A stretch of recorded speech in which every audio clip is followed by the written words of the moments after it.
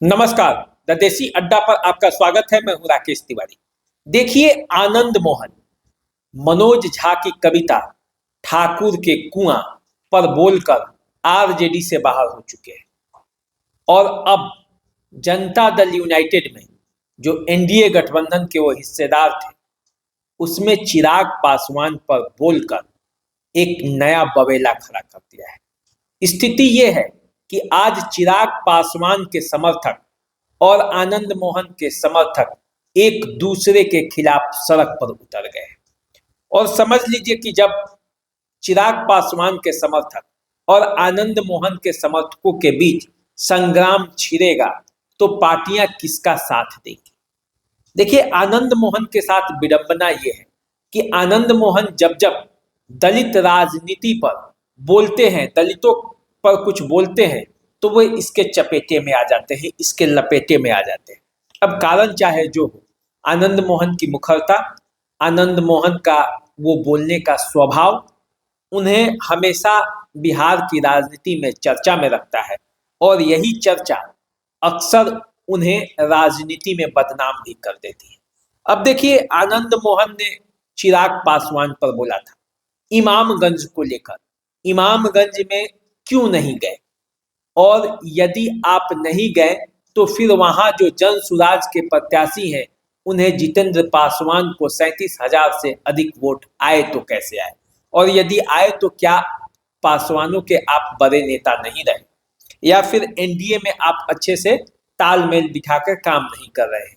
ये लब्बो-लुआब था जो आनंद मोहन का जो बयान आया था उसका। और चिराग पासवान ने उसके बाद आनंद मोहन पर खरी खोटी उनको भी सुनाई और कही कि मुख्यमंत्री की कृपा से आप हैं और एनडीए के खिलाफ यदि आप ऐसे बयान देते हैं तो ये आप कहीं राजद के एजेंट तो नहीं है। उनके कार्यकर्ताओं का और सबका जो है वो लब्बो लुआब यही है। और इसी मामले पर शिवहर में चिराग पासवान के समर्थक और जो आनंद मोहन के समर्थक हैं सड़क पर आ गए थे। देखिए, आनंद मोहन शुरू से ही बोलने के लिए जाने जाते हैं। उनके बेटे चेतन आनंद कहते भी हैं कि हम जिंदा कौम हैं और हम बोलेंगे और बोलते रहे हैं, देश की राजनीति पर भी और बिहार की राजनीति पर भी। लेकिन ये विडंबना ही कहा जाएगा कि आनंद मोहन जब भी बोलते हैं और जब भी चर्चा में आते हैं तो उसका कारण कहीं ना कहीं से दलित बन जाता है।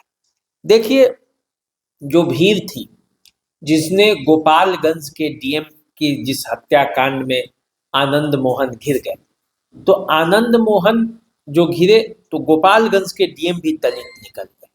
अब आनंद मोहन को ये शायद पता भी नहीं होगा कि वो दलित था, लेकिन संयोग जुड़ना था तो दलित के साथ जुड़ गया। उसी केस में वो सजा भी पाए, जेल के अंदर भी थे, लंबे समय तक आनंद मोहन जेल के अंदर थे और जब से जेल से बाहर आए हैं तो फिर विवादों से नाता जुड़ा है उनका।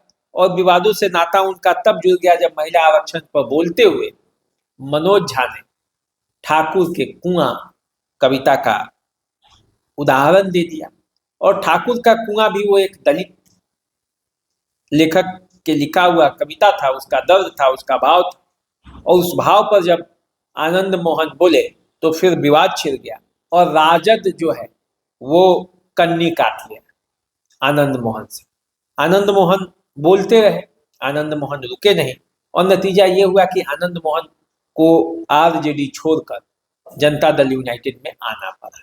और आनंद मोहन आए भी हनक के साथ भी, ठसक के साथ भी और जवाबदेही के साथ भी। और लवली आनंद को शिवहर से टिकट भी मिला। शिवहर से लवली आनंद जब चुनाव लड़ रही थी तो चिराग पासवान वहां चुनाव प्रचार करने जाने वाले थे, लेकिन किसी कारणवश चिराग पासवान वहां पहुंचे नहीं। कहा जाता है कि चिराग पासवान इसीलिए नहीं गए थे कि आनंद मोहन पर दलित डीएम के हत्या का आरोप लगा था। यदि चिराग पासवान वहां जाते तो फिर दलितों के विरोधी होने का उन पर ठप्पा लग जाता, जबकि वो दलितों की राजनीति करते हैं, पासवान समुदाय से आते भी हैं, रामविलास पासवान के बेटे हैं, तो उनकी जवाबदेही बनती है। इसलिए वो सब जगह तो गए लेकिन लवली आनंद के यहाँ कह के भी नहीं गए। और आनंद मोहन को कहीं ना कहीं से इस बात की खुन्नस थी। जीतन राम मांझी जो इमामगंज से जिनकी बहू चुनाव लड़ रही थी, और पूरा मामला जो है वहां भी चिराग पासवान गए नहीं। कहा जाता है कि जितेंद्र पासवान के चलते नहीं गए। कहने वाले कई बातें कहते हैं। कुछ कहते हैं कि चिराग पासवान को ये अंदेशा हो गया था कि उनके जाने पर भी पासवान के वोटों का अंतर नहीं पड़ेगा, क्योंकि जितेंद्र पासवान का वहाँ अच्छा खासा पकड़ था, और इसीलिए चिराग पासवान गए नहीं। कुछ लोग ये कहते हैं कि जीतन राम मांझी और चिराग पासवान में जो मनमुटाव है, जो आरक्षण के अंदर आरक्षण, कोटे के अंदर कोटे की जो बात हो रही है, उस पर जो जीतन राम मांझी ने चिराग पासवान के खिलाफ बोला था और जिस तरह से मुखर होकर बोले थे, इसीलिए चिराग पासवान वहां नहीं गए। हालांकि स्टेटमेंट में चिराग पासवान ये बता चुके थे कि वो एनडीए के साथ हैं, इमामगंज की जनता एनडीए के साथ है। लेकिन अब जब आनंद मोहन बोल पड़े इस मामले पर, तो फिर एक बार जनता दल यूनाइटेड आनंद मोहन से पल्ला झाड़ रही।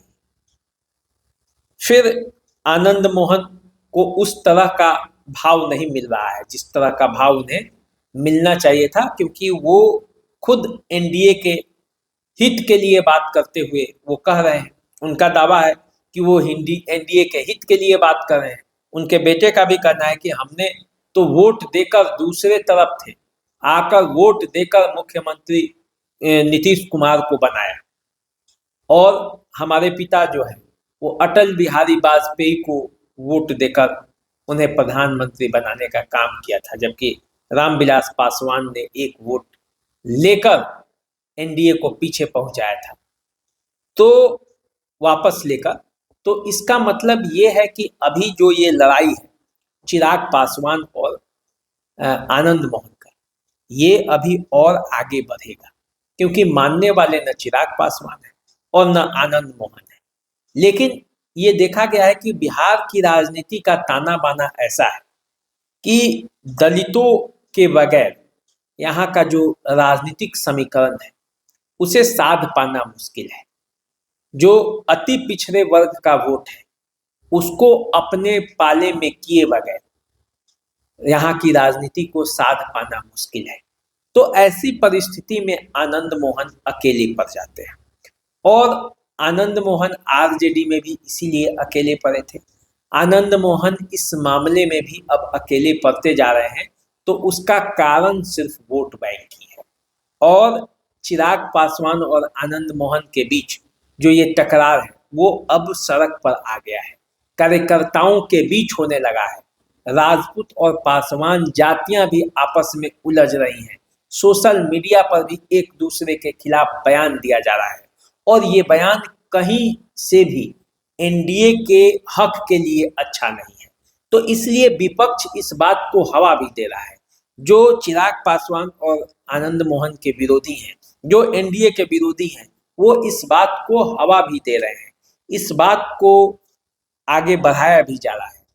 तो चिराग पासवान और जो आनंद मोहन है उनके समर्थक जिस तरह से शिवहर में सड़क पर आए, उसका बिहार की राजनीति पर आगे क्या असर पड़ेगा, जो 25 का चुनाव है उस पर क्या असर पड़ेगा, और इस पर एनडीए के अन्य घटक दल, बिहार के मुख्यमंत्री नीतीश कुमार या बीजेपी कौन सा स्टेप उठाती है, कौन सा कदम उठाती है, ये भी देखना है।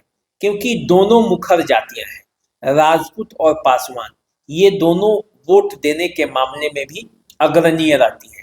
इसीलिए आप देखे होंगे प्रतिनिधित्व के मामले में दलितों में सबसे ज्यादा पासवान आप चुनाव में जीतते और लड़ते आप देख पाएंगे। उसी तरह राजपूत भी चुनाव में आगे रहते हैं, सक्रिय रहते हैं, वोटिंग करने के मामले में भी, अपने प्रत्याशी को जिताने के मामले में भी, और पार्टी के साथ पाला बदलने के मामले में भी। वो यदि अपना उम्मीदवार देख लेते हैं तो उसके साथ हो जाते हैं। तो कहीं ऐसा ना हो कि आनंद मोहन और चिराग पासवान के बीच की जो ये लड़ाई है वो एनडीए के लिए भारी पड़ जाए। तो इस पर एनडीए क्या कदम उठाता है ये भी आपको देखना है, और चिराग पासवान और जो आनंद मोहन की लड़ाई है ये कहाँ तक जाती है इसको भी देखना है। तो चलिए आप इंतजार कीजिए, हम भी इंतजार कर रहे हैं, देखते हैं आगे क्या होता है। आप हमारे चैनल को सब्सक्राइब कर लीजिए, फेसबुक इंस्टाग्राम पे हमें फॉलो कीजिए। आप अपना विचार रखिए कि इसमें दोनों नेताओं को क्या करना चाहिए, कितना संयम बरतना चाहिए, इससे बिहार की राजनीति पर क्या असर आने वाला है। नमस्कार।